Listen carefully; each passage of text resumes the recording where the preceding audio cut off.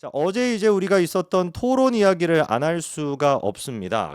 한동훈 대 김문수 두 사람의 이제 토론을 얘기를 안 할 수가 없는데, 참 정말 뭐라고 해야 될까? 비극이더라고요. 이게 이제 뭐 노인 학대인지 뭔지는 모르겠지만, 정말 진짜 좀 비극이었습니다. 어제 이제 그 토론을 보면서.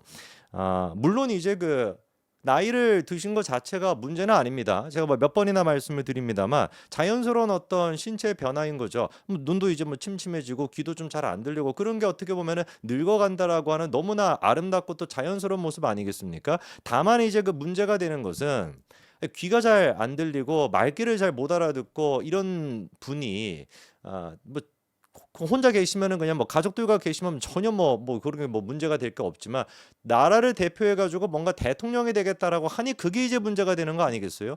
저는 그래 가지고 좀 조심스러운 말씀이긴 합니다만 이 김문수 후보가 지금 이제 정치에 대해 가지고 욕심을 부리실 게 아니라 이 건강에 대한 욕심을 부리실 때가 아닌가. 그래서 한덕수 지금 이제 총리도 마찬가지로 노욕을 부릴 때가 아니라 건강욕을 좀 부릴 때가 아닌가. 감히 제가 좀 그런 말씀을 드리고 싶더라고요. 약간 좀 이제 그 뭐라고 할까? 그 바이든 이제 그 저기 전 대통령 같은 경우 좀 그런 모습이 있었는데 이번에 이제 좀 김덕수의 모습을 보면서 이 바이든이 떠올라가지고 참 제가 좀 가슴이 아팠습니다. 자, 그러면은 이번에 있던 토론의 결정적인 장면들 몇 가지 좀 보면서 같이 말씀을 나눠보면 좋을 것 같습니다. 일단 저희 첫 번째 그 장면부터 같이 한번 보시죠. 저는 정치의 세대 교체가 필요하다는 점에 대한 후보님의 생각이 어떠신지 듣고 싶습니다. 정치의 세대 교체. 회계조사요? 세대 교체요. 세대. 정치에 있어서 세대 교체가 필요하다는 국민들의 생각에 대한 의견을 듣고 싶습니다. 무슨 조치가 필요하다고? 세대 교체. 그 세대 교체를 말씀하시는데 세대 교체를 이번 주제가 세대 교체는 뭐 많이 지금 되고 있죠. 참 정말 아마 이제 많은 분들이 다 보셨을 것 같긴 한데 너무 좀 슬프더라고요. 그러니까 저게 지금 이제 뭐 예를 들어 가지고 한동훈 후보가 서영교 같이 얘기를 하는 스타일이거나 뭐 최민희가 됐거나 뭐 이런 애들이 얘기하는 스타일, 그 말귀를 저희도 못 알아듣잖아요. 그런 애들이 하는 그런 여자들이 하는 얘기는 무슨 말 하는지 못 알아, 발음도 막 희한하고 막 우글우글거리면서 이제 막 얘기하니까 잘 못 알아듣는데 이게 이제 더 극명하게 이게 구분이 될 수밖에 없는 게 이 한동훈 이제 그 후보의 특징이 뭡니까? 이 딕션과 전달력이 좋다라는 거. 못 알아들을래야 못 알아들을 수가 없는 말이란 말이에요. 너무나 또박또박 정확하게 이제 얘기를 하는데 세대 교체라고 얘기하는데 그거를 갑자기 정식을 찾으니까 배가 고프셨는지 정식 뭐 이래 버리고 그리고 또 이제 세대 교체라고 하니까 회계 조사 이렇게 얘기하니까 아니 저는 그게 뭐라고 해야 될까? 아니 세대 교체가 어떻게 회계 조사가 될 수가 있죠? 그러니까 이거는 좀 그러니까 뭐 엇비슷하게 뭐라고 해야 되나?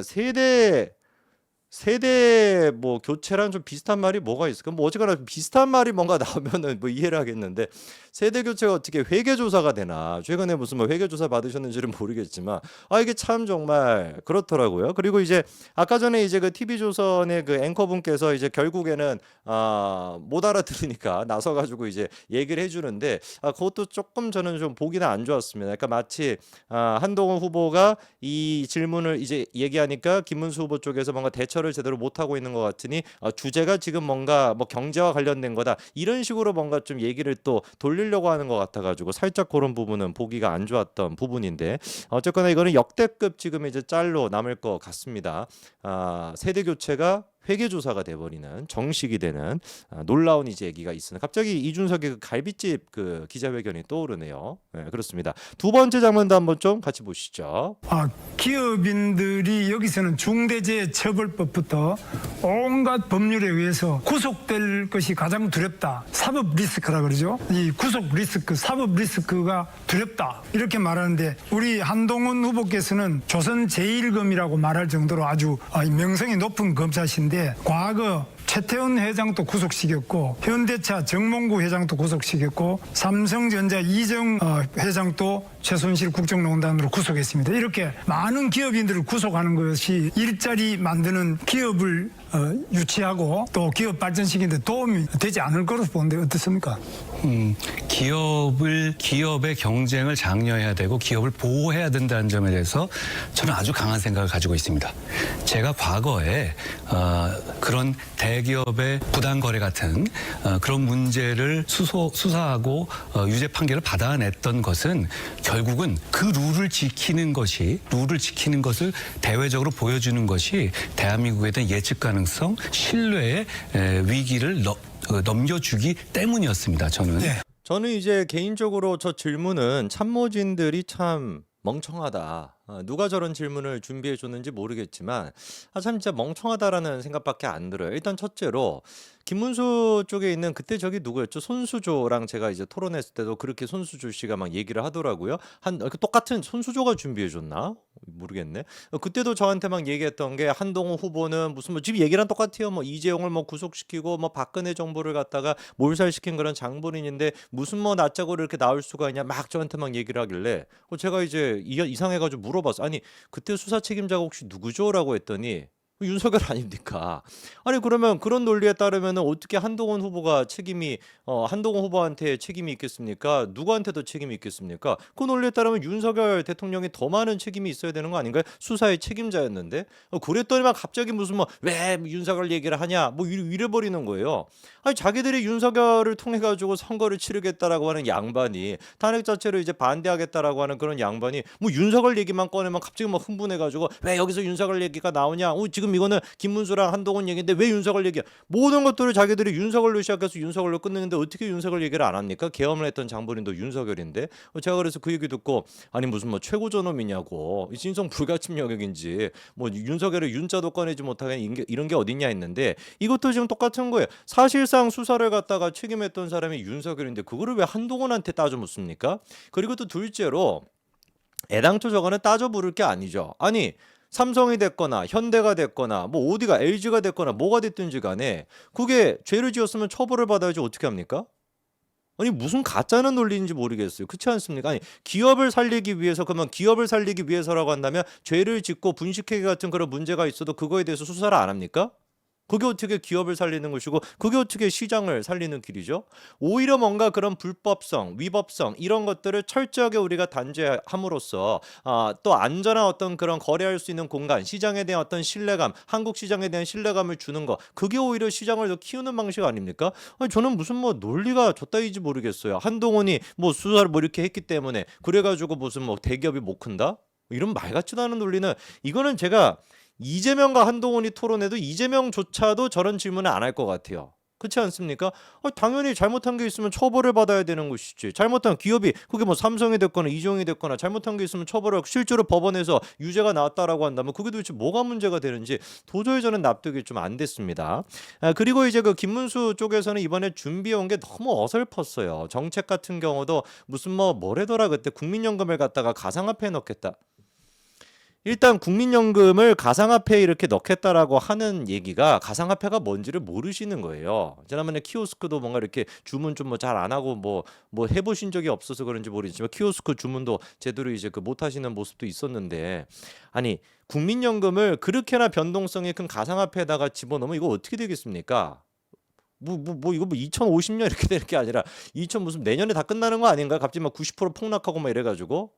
뭔 정책을 도대체 준비했는지도 모르겠고 뭐 말도 이상하게 하고 좀 너무 준비가 안 돼 있는 티가 나요. 그래갖고 정말 죄송한 말씀입니다만 친윤들이 그냥 허수아비 같이 세워놨다라고 하는 느낌을 지울 수가 없었습니다. 그래서 제가 이 김문수 장관을 저는 원래 너무 좋아하거든요. 순수하신 분이고 너무나 이제 그 사람이 괜찮으신 분이에요. 실제로 제가 만나보기도 했었을 때. 그래서 그냥 욕심 부리시지 말고 그냥 그 장관직으로 그냥 그렇게 끝났으면은 국민들의 지지를 그 한전 지지는 많이 받았잖아요. 그 상태로 그냥 끝났으면 되는데 왜 굳이 친윤들의 저는 병풍으로 전락을 해가지고 지금 뭐 보면은 나락간 사람이 한두 사람입니까? 정신 뭐 완전히 그냥 마팅이 가버린 사람이 지금 뭐 원희룡도 그렇지 나경원도 그렇지 지금 김문수도 그렇지 지금 이제 다 나가리가 되지 않습니까? 다 마팅이 가버리잖아요. 국민들한테 다 버려지지 않습니까? 한덕수도 지금 똑같은 지금 그거를 하는 거예요. 이따 또 얘기하겠습니다만 한덕수 지금 이제 사퇴했다라고 속보가 나오는데 도대체 이게 뭐 하는 짓거리냐고요. 예? 아무리 그렇게 노욕이 과해도 그렇지 그 나이 먹고 뭐 이런 얘기를 제가 하는 것이 아니라 그 정도 나이가 되셨으면은 사리 판단 능력은 있어야 되는 거 아닙니까? 사리 분별력은 있어야죠. 어떤 식으로 이거를 해야 될지. 그냥 총리로 명예롭게 그렇게 끝나는 게 사실 맞는데 여기서 또 막 욕심을 부려가지고 친윤들이 옆에서 이렇게 막 부추기니까 참 저는 진짜 그게 미스테리합니다. 많은 사람들이 누가 봐도 메타 인지가 조금만 있으면은 나서서는 안 되는 그런 상황임에도 불구하고 옆에서 막 부채질 해주니까 이렇게 나가버리게 되는 게 참으로 저는 참 미스테리합니다. 한덕수 총리도 한번 나와 보세요. 어떻게 될지 100% 제가 장담합니다. 그냥 치욕스럽게 끝날 겁니다.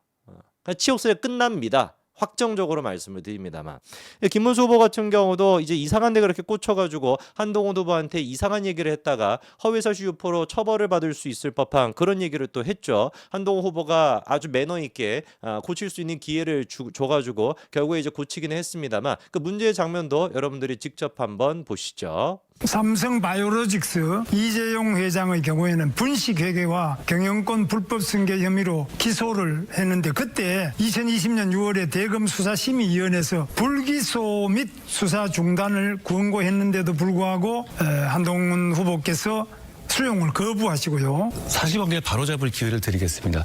제가 삼성 바이오로직스 사건을 기소했다고 말씀하셨죠? 사실이 아닙니다. 당시에 수사를 하신 것으로 제가 기소하지 않았어요. 제가 그때 부산에 좌천돼 있을 때입니다. 그러니까 제가 기소한 것이 아니고요. 수사심의위원회에도 당연히 제가 관여한 것이 아닙니다. 수사가 진행되는 일부 과정에 제가 개통에 있었던 건 맞지만 기소 결정을 제가 관여한 것이 없었고요. 그러니까 그리고 말씀하실 때 저한테 기소된 부분은 제가 잠시만요. 말씀하실 때 그렇게 말씀하셨죠? 또 하나 이것도 취소해 주십시오. 제가 수사심의위원회에서 뭘 거부했다고 말씀하셨죠? 수사심의위원회에서 불기소를 제가 좌천돼 있을 때입니다. 네. 제가 관여한 것도 아니죠.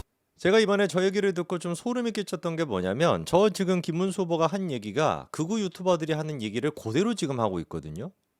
그러니까 저는 이게 캠프 자체도 일종의 그냥 병풍에 불과하다. 아니 그렇지 않고서 어떻게 저렇게 준비를 안 하고 나올 수가 있습니까? 말이 됩니까? 그냥 극우 유튜버들이 맨날 하는 그 소리를 갖다가 그대로 지금 하는 거예요. 삼성 바이오로직스 이거 한동훈이 기소했다. 공수처장 오동우리도 무슨 뭐 한동훈이 뭐 이렇게 한 것이다. 다 말도 안 되는 소리라고 다 팩트 체크가 되지 않았습니까? 아까 전에 한동훈 후보가 얘기를 했던 것처럼 아니 그때 당시 자기는 지금 좌천이 돼 있었는데 뭔 놈의 기소를 하며 수사심의위원회 무슨 뭐 결과를 갖다가 뭔 놈의 내가 그거를 갖다가 뭐 반대를 하고 뭐 밀어붙였다라는 거냐.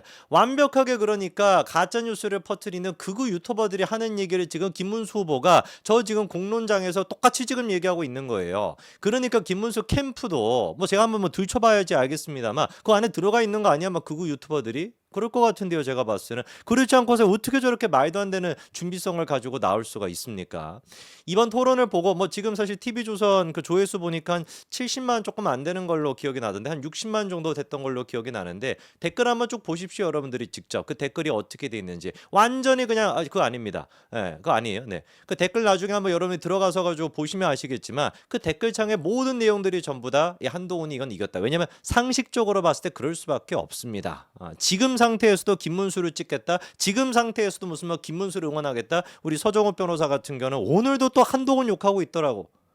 왜 그러시는지 모르겠어. 어떻게 그렇게 눈과 귀가 다 막혔습니까? 누가 와가지고 귀를 막고 있나? 누가 와서 눈을 막고 있나? 눈 막으면 보이지는 않지. 누가 앞에서 뭐 김문수 이렇게 뭐 팻말을 들고 있나?